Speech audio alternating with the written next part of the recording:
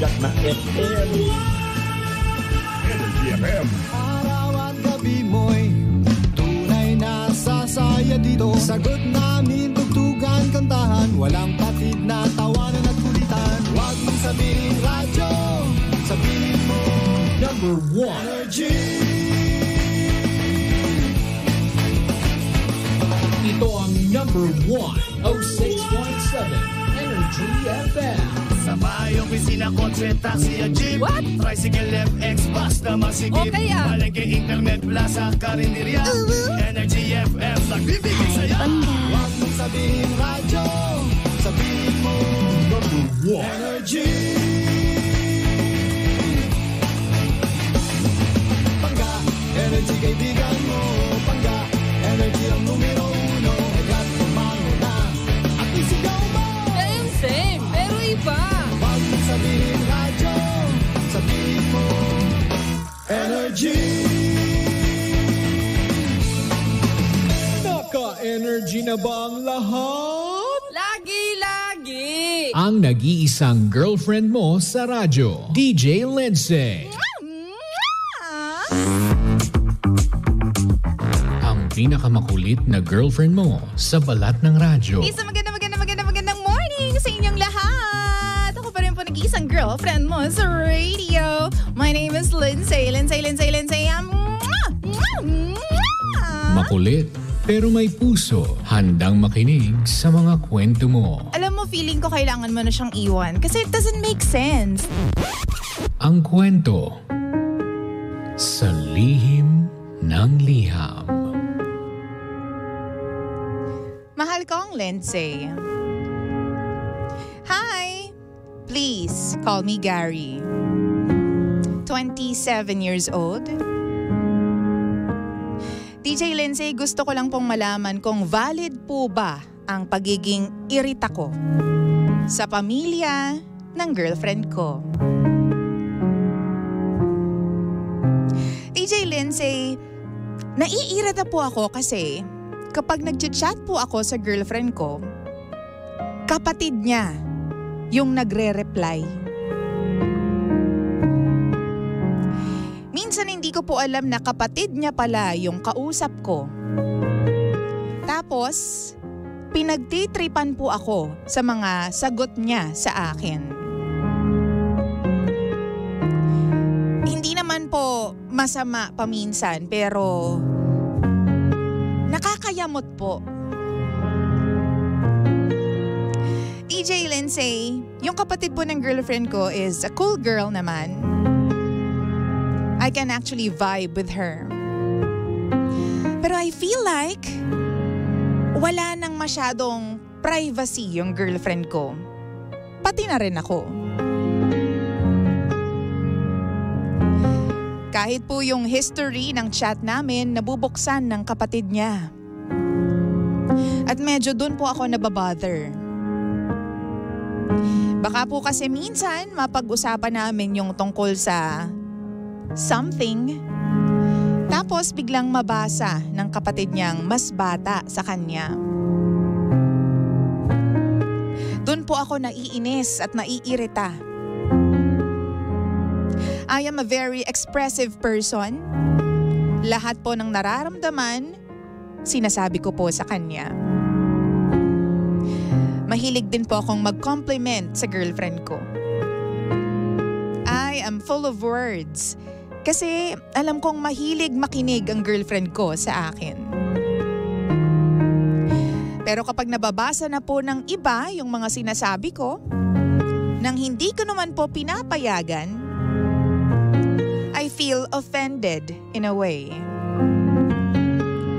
Kasi para sa akin po, that's for your eyes only. Yung pinakabago po na nangyari po sa amin na talagang kinainisan ko happened 3 days ago. Kakauwi ko lang po nun. Tapos tatanungin ko sana yung girlfriend ko kung pwede ba akong tumawag sa kanya because hindi po naging maganda yung mood sa opisina.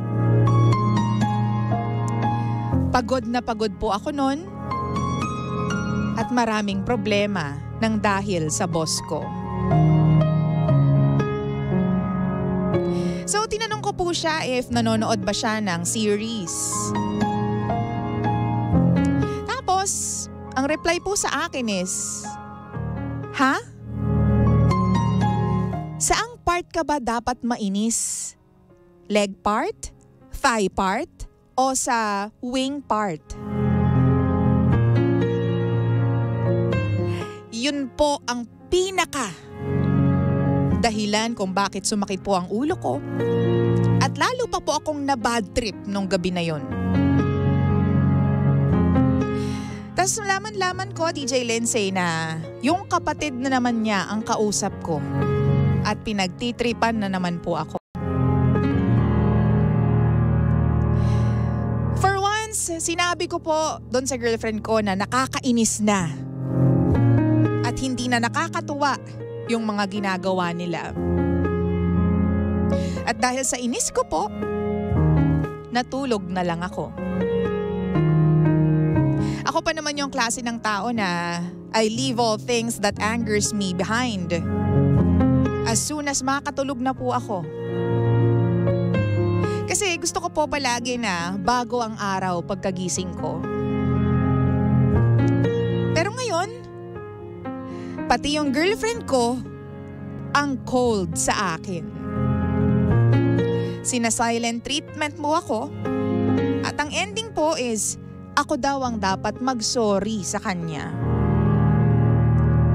Ako daw ang dapat manuyo dahil wala naman daw siyang ginagawang masama. The question is, ano po bang ginawa kong mali? Ako po ba yung may kasalanan? O baka naman may point ako na dapat meron kaming privacy since girlfriend ko siya at boyfriend niya ako. DJ Lindsay, please enlighten me. Di ko po alam kung tama ba ako o mali ako dito. And please be honest with me kung overboard po ako o napaka-OA ko lang po sa naging reaction ko. Thank you very much for reading my story. Muli, ako po si Gary. At ito ang lihim ng aking liham. Lihim ng liham.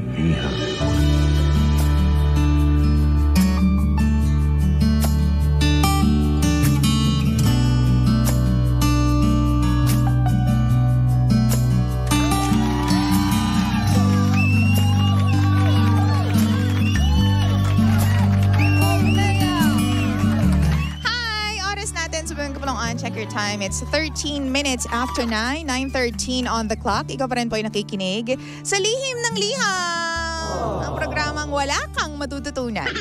Pero meron kang mararamdaman. Oh, Uy, grabe naman. Hello po sa lahat na nakikinig sa atin dyan. We are live on Facebook, facebook.com/energyfm1067.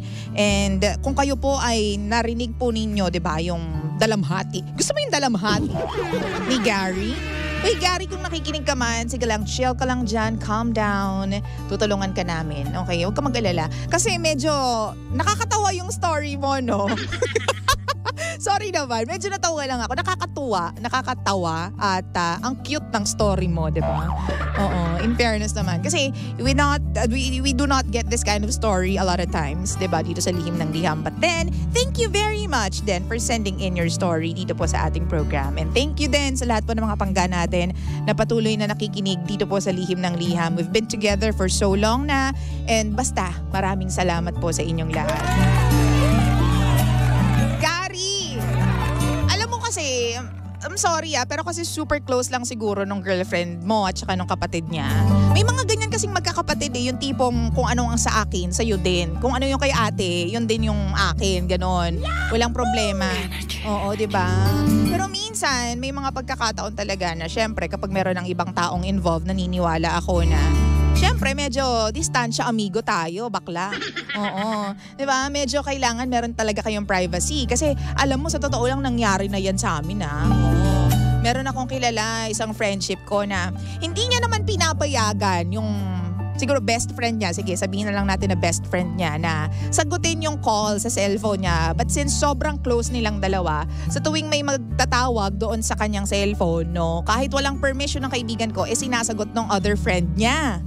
Ngayon, one time nagalit siya kasi ang tumawag doon sa cellphone jowa nung kaibigan ko. Tapos medyo topless si Koya. Oo. So, yung alam mo yan, hindi dapat makita ng bare eyes. For your eyes only dapat doon sa kaibigan ko lang dapat yung mga sight to see nung time na yun doon sa tawag, 'di ba? Doon sa call, sa video call nung jowa niya. Pero dahil nga nakialam itong kaibigan niyang isa, na-open niya yung call or sinagot niya yung call, pag-flash ng video, ay! Si Manoy! 'Di ba? Nakakaloka. So, yun yung isa sa maraming examples no, na dapat talaga meron kayong privacy ng jowa mo. Kasi di ba syempre meron naman kayong mga sariling usapan talaga.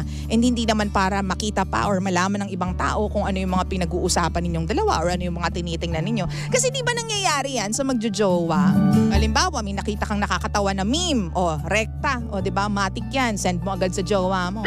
O di ba? Minsan kahit hindi tawang-tawa yung ibang tao pero kayong magjowa, pinagtatawanan niyo yun. 'Di ba? Amazed na amazed kayo sa mga bagay-bagay, 'di ba? And sometimes din merong alam mo yon, dramatic, 'di ba, na mga usapan, meron ding dirty na usapan, 'di ba? Naughty na usapan ng magjowa na dapat for your eyes only at hindi makalabas sa ibang tao, most especially I guess sa kapatid mo na mas bata sa iyo. Wow. So, ako I am with you na dun sa part na oo dapat talaga meron kayong privacy, 'di ba? Kasi may mga pagkakataon lang na komportable kang sabihin yung nararamdaman mo sa jowa mo lang, 'di ba? At hindi para sa ibang tao, 'di ba? Kasi kaya nga kayo magjowa, confident niyo yung isa't isa.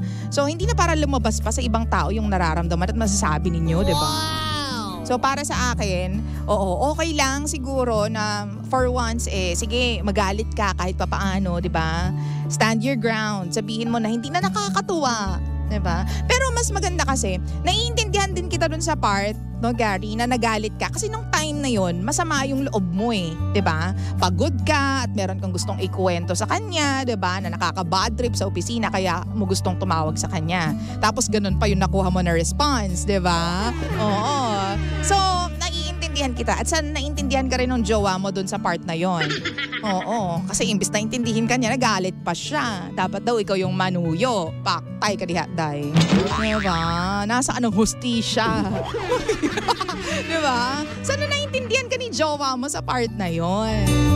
Anong masasabi niyo pangga? Halika na at sabihin mo sa akin kung anong nararamdaman mo. Sabi ni Kian, I am watching from Don Carlos Bukidnon. Pa-shoutout naman po, hanap ako ng chatmate. Huy, nasa ng comment mo dyan? Hello naman kay RM Labriaga. Shoutout naman po DJ Ganda. I love you, Lindsay. Nasaan ang comment nyo dyan? Baka bet nyong mag-comment. Diba makatulong naman kayo dito sa pangga natin na nangangailangan po ng comments and advice sa mga oras na ito. Wow! Diba?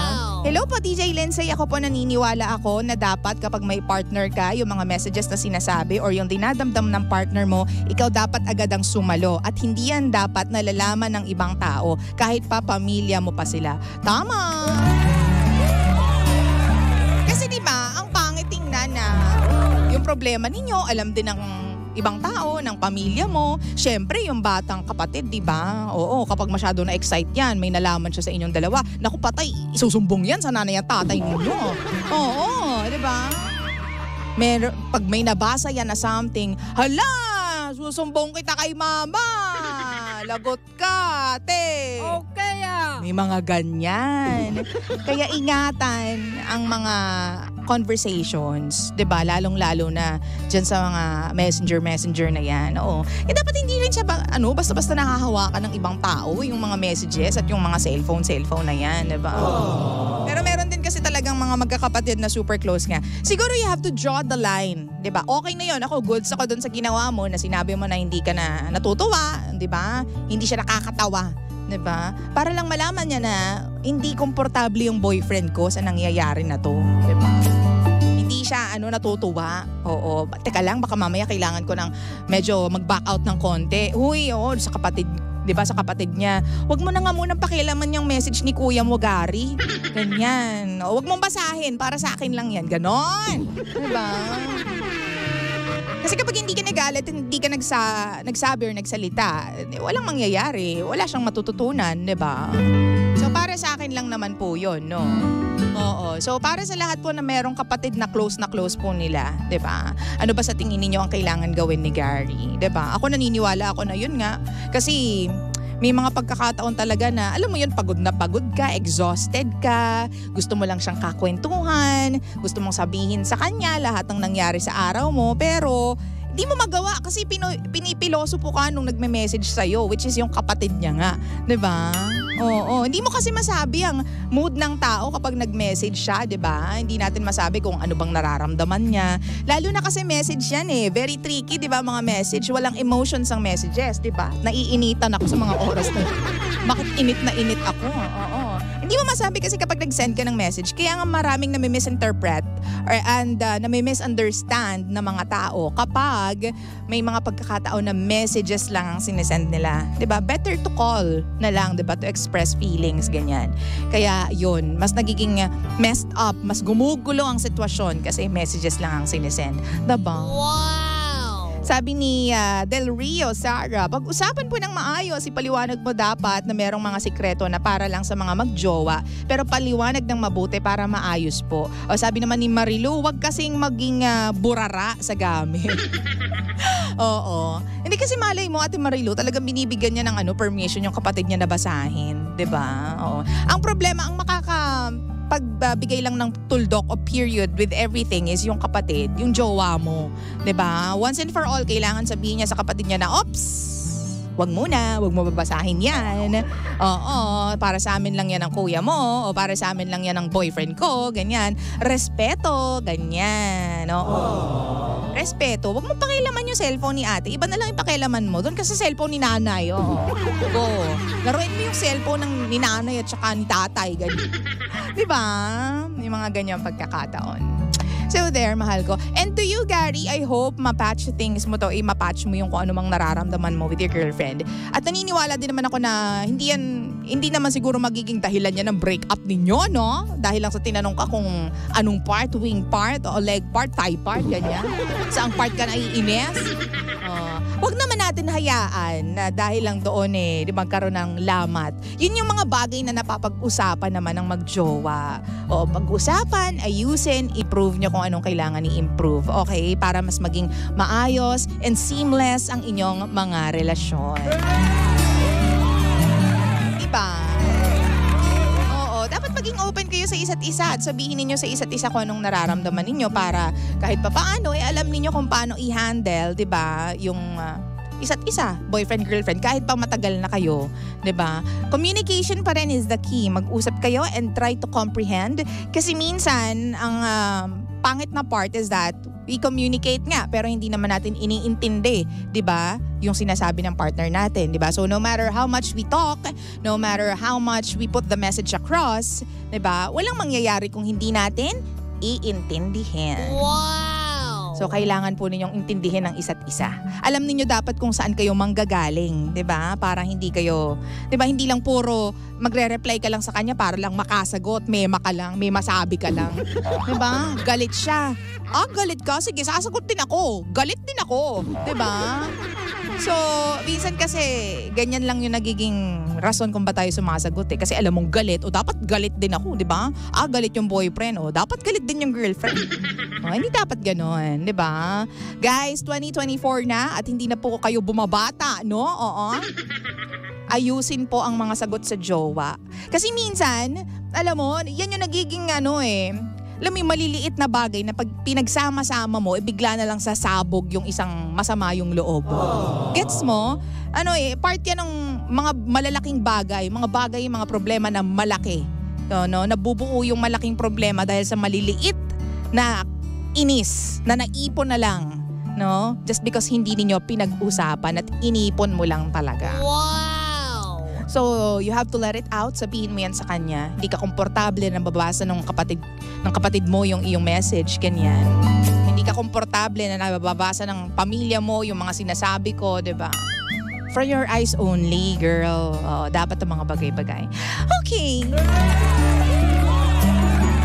Hello naman kay Ate Lorna Catilo. Ate Lorna, ano masasabi mo? Ano na? Anyways, oras natin, it's 9:26. Giving you something from Parokya ni Edgar. This one is called Your Song. Pangga ko, mahal ko, baby ko, ha? Tutok lang! You took one look, then forever lay out in front of me. One smile, then I died, only to be